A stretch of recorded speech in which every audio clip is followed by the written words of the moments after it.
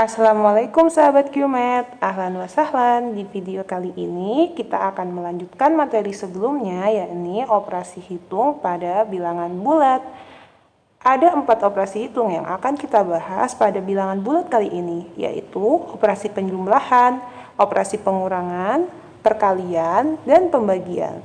Langsung aja untuk operasi yang pertama yang akan kita bahas, yaitu operasi penjumlahan. Perhatikan contoh berikut. Lutfi mempunyai 2 buku di rumahnya. Ketika masuk ke sekolah Quran Darul Fatah, ayahnya memberikan 3 buku sebagai hadiah. Berapakah buku yang dimiliki Lutfi sekarang? Nah, bisa kita lihat. Sama halnya dengan zaman praaksara, kita bisa menggunakan objek sebagai alat bantu kita menjumlahkan bilangan. Di sini awalnya Lutfi mempunyai 2 buku. Kemudian ayahnya memberi 3 buku sebagai hadiah. Artinya banyak buku yang dimiliki Lutfi sekarang bertambah. Sehingga kita punya 2 ditambah dengan 3 sama dengan 5. Selain menggunakan objek, kita juga bisa menggunakan garis bilangan seperti ini. Diperhatikan, start dimulai dari banyaknya buku Lutfi di awal, yaitu 2. Kemudian kita berjalan 3 langkah ke kanan karena ayah menambahkan 3 buku. Jadi kita punya 1, 2, 3.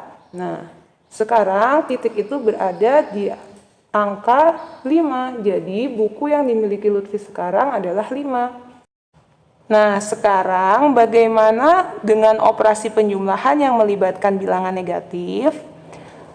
Perhatikan cara orang Cina kuno melakukan operasi penjumlahan pada bilangan negatif.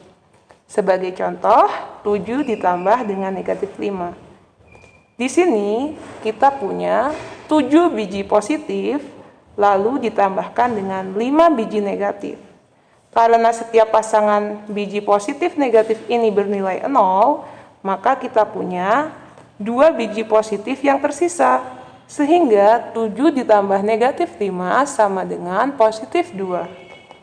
Sekali lagi, coba kita cari hasil dari negatif 7 ditambah negatif 3.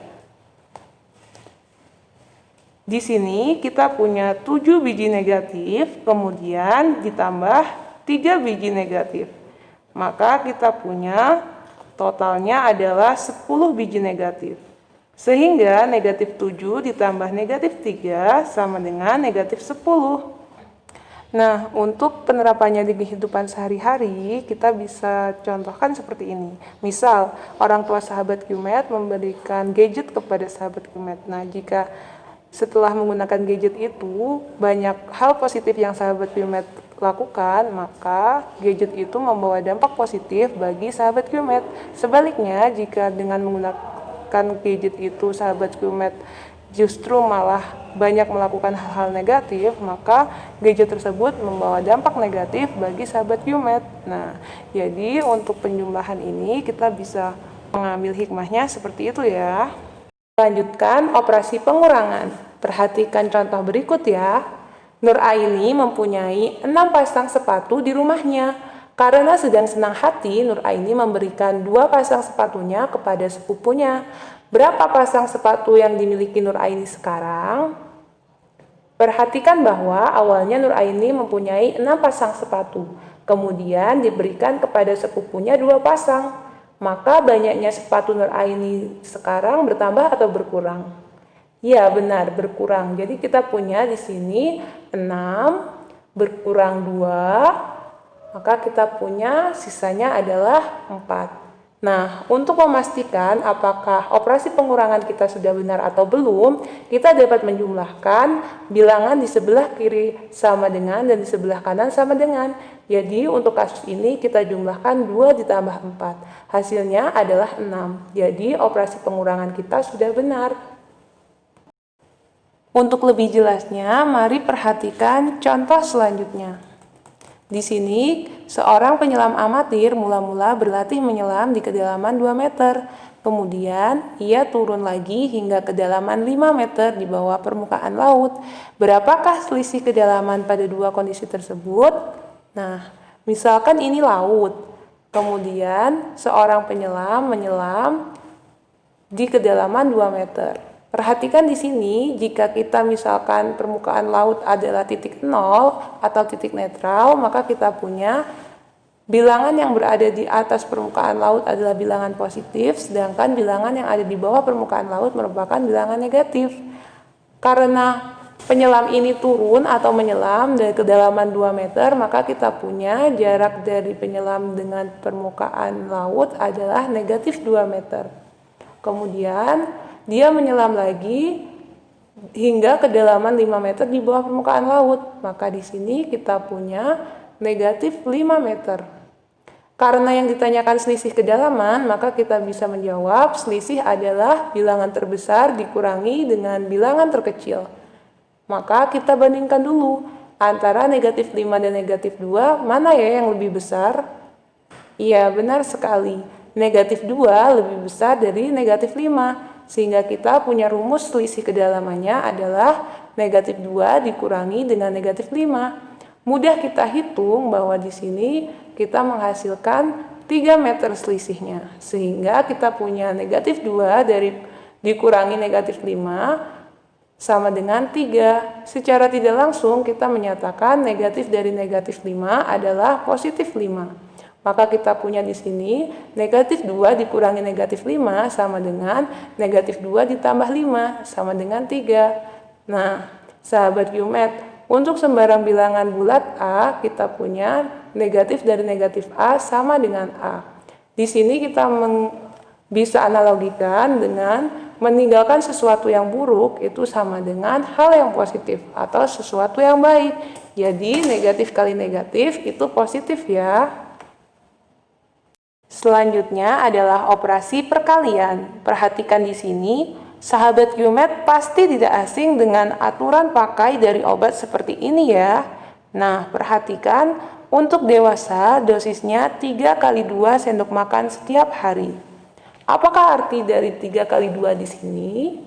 Nah, arti dari 3 kali 2 di sini adalah 2 sendok makan di pagi hari, 2 sendok makan di siang hari, dan 2 sendok makan di sore atau malam hari. Maka kita punya 3 kali 2 adalah 2 ditambah 2 ditambah 2 sama dengan 6. Sehingga kita punya 3 kali 2 sama dengan 6. Lalu perhatikan untuk yang diminum anak adalah 3 kali 1. Apa artinya? Ya, benar sekali. 1 sendok di pagi hari, 1 sendok di siang hari, dan 1 sendok di sore hari. Maka kita punya 1 tambah 1 tambah 1 sama dengan 3. Mudah kan? Nah, agar lebih jelas, perhatikan contoh kedua. Suatu gedung tersusun atas 5 lantai. Jika tinggi satu lantai gedung adalah 4 meter, berapakah tinggi gedung tersebut tanpa atap? Nah, kita coba gambarkan gedung 5 lantai seperti ini. Kita akan menghitung gedung tanpa atapnya. Maka kita punya setiap lantai tingginya adalah 4 meter. Jadi kita punya seperti ini.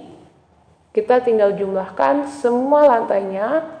Maka kita punya 4 ditambah 4 ditambah 4 ditambah 4 ditambah 4 sampai 5 kali. Ini merupakan pengertian dari 5 kali 4. Nah, maka kita punya 5 kali 4 adalah 20. Jadi, tinggi gedung tersebut tanpa atap adalah 20 meter. Secara umum, untuk setiap bilangan bulat AB, kita punya A dikali B adalah B ditambah B ditambah B sampai A kali atau A faktor. Nah, jadi misalkan kita punya berapakah 8 dikali 3, maka kita punya 3 ditambah 3 ditambah 3 dan seterusnya sampai 8 kali. Paham ya? Dan mudah dimengerti. Kita lanjutkan. Untuk operasi selanjutnya adalah operasi pembagian. Perhatikan masalah berikut. Aini sedang berbaik hati ingin membagikan jeruk kepada 6 tetangganya secara merata. Jika Aini memiliki 12 buah jeruk, maka masing-masing tetangga mendapat berapa jeruk ya? Kita bantu Aini untuk membagi jeruk-jeruk ini. Nah, di sini kita gambarkan A ini memiliki 12 buah jeruk. Kemudian kita punya 6 tetangganya. Kasus ini merupakan kasus dari 12 dibagi 6. Tapi bagaimana cara mengerjakannya? Pertama, kita bagi satu rumah satu jeruk. Maka kita masih punya seperti ini.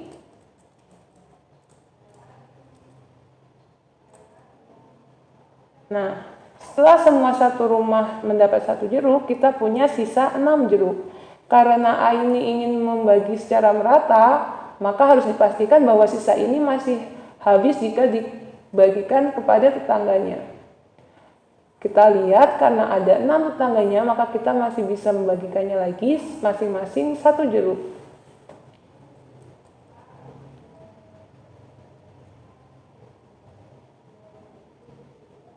Nah, sekarang jeruk A ini sudah habis. Inilah 12 dibagi 6. Jadi, karena masing-masing tetangga A ini mendapat 2 jeruk, maka 12 dibagi 6 adalah 2. Materi selanjutnya adalah sifat-sifat dari operasi hitung pada bilangan bulat. Tapi sebelum itu, kita bahas dulu keterkaitan jenis bilangan dengan operasi penjumlahan dan pengurangan pada bilangan bulat. Diperhatikan di sini kita punya tabel seperti ini, bilangan ganjil ditambah bilangan ganjil sama dengan bilangan genap. Artinya jika kita punya salah satu bilangan ganjil, misalkan 3, kita tambah dengan 5 sama dengan 8. 8 adalah bilangan genap. Nah, sekarang mari kita kerjakan bersama. Bilangan ganjil ditambah bilangan genap sama dengan, ya betul, bilangan ganjil. Bilangan genap tambah bilangan genap, ya bilangan genap. Bilangan genap ditambah bilangan ganjil, ya bilangan ganjil. Lalu bilangan ganjil dikurangi bilangan ganjil, bilangan genap. Bilangan ganjil dikurangi bilangan genap, bilangan ganjil. Kemudian bilangan genap dikurangi bilangan genap adalah bilangan genap. Dan yang terakhir, bilangan genap dikurangi bilangan ganjil adalah bilangan ganjil. Nah, sebagai latihan sahabat Qmet di rumah, sahabat Qmet bisa mengganti operasi penjumlahan dan pengurangannya dengan operasi perkalian dan pembagian ya. Jadi pertanyaannya seperti ini. Bilangan ganjil dikali bilangan ganjil sama dengan bilangan apa? Nah, silahkan sahabat Qmet kerjakan di rumah. Kita lanjutkan. Keterkaitan konsep ketakwaan dengan operasi perkalian pada bilangan bulat. Perhatikan kolom pertama, di sini kita punya positif adalah melaksanakan, sedangkan negatifnya adalah meninggalkan. Lalu di kolom kedua kita punya positif adalah perintah Allah dan negatif adalah larangan Allah. Lalu yang terakhir di kolom ketiga, positif adalah takwa dan negatif adalah tidak takwa. Perhatikan, positif kali positif artinya melaksanakan perintah Allah sama dengan takwa. Lalu, positif kali negatif artinya melaksanakan larangan Allah sama dengan tidak takwa atau negatif. Jadi, kita punya negatif kali positif sama dengan meninggalkan perintah Allah menjadi negatif. Jadi, tidak takwa. Lalu, negatif kali negatif sama dengan meninggalkan larangan Allah, berarti menjadi positif atau takwa. Nah, seperti itu ya keterkaitan antara konsep ketakwaan dengan operasi perkalian pada bilangan bulat. Nah, sahabat Qmet, kalian bisa buat tabel perkalian seperti ini ya. Menghafal hasil perkalian 1 kali 1 sampai 10 kali 10 sangat membantu untuk pelajaran matematika ke depannya loh. Kita lanjutkan sifat-sifat operasi hitung pada bilangan bulat.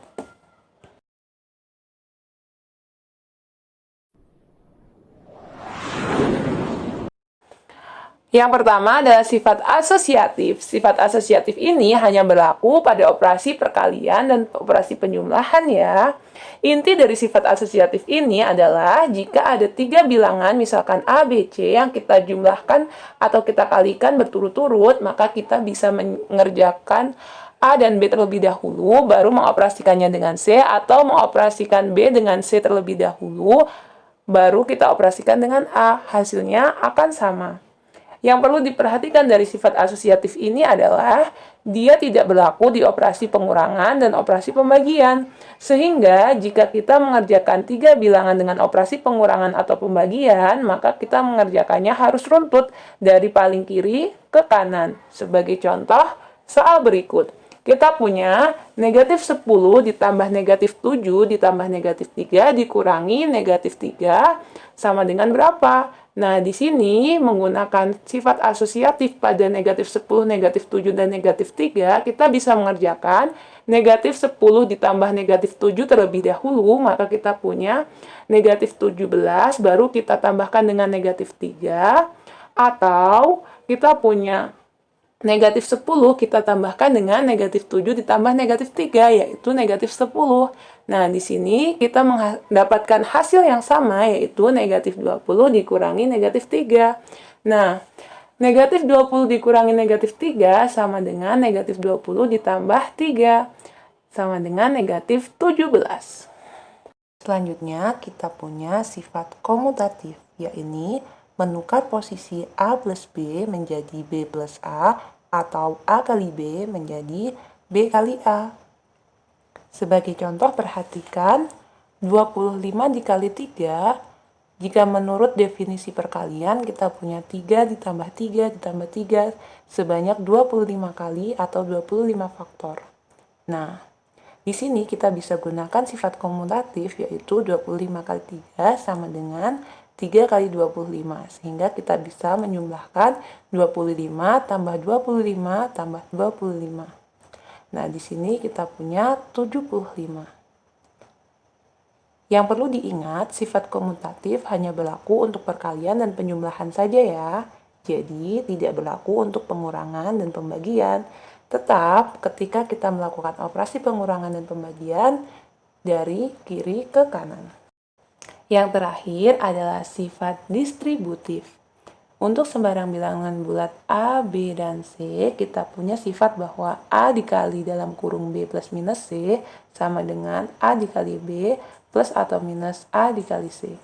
Sama halnya dengan pembagian, jika kita punya dalam kurung A plus minus B dibagi C, maka kita punya A dibagi C plus minus B dibagi C.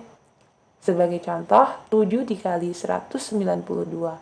Kita tahu bahwa 192 itu 100 ditambah 90 ditambah 2.